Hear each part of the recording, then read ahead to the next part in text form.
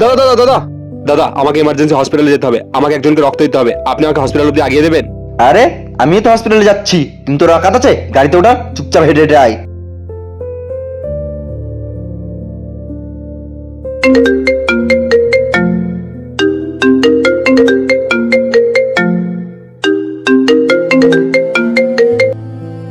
হ্যাঁ ডাক্তার বাবু। আমাকে দুঃখের সাথে জানাতে হচ্ছে তোমার মা রক্তের অভাবে মারা গিয়েছে।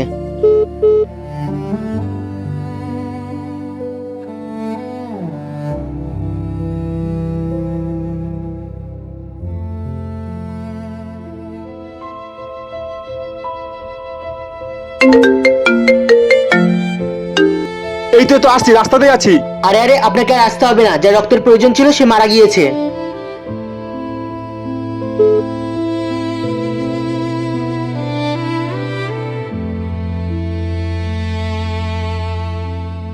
আরে দাদা, কি হয়েছে আপনার? আপনি এত আপসেট কেন?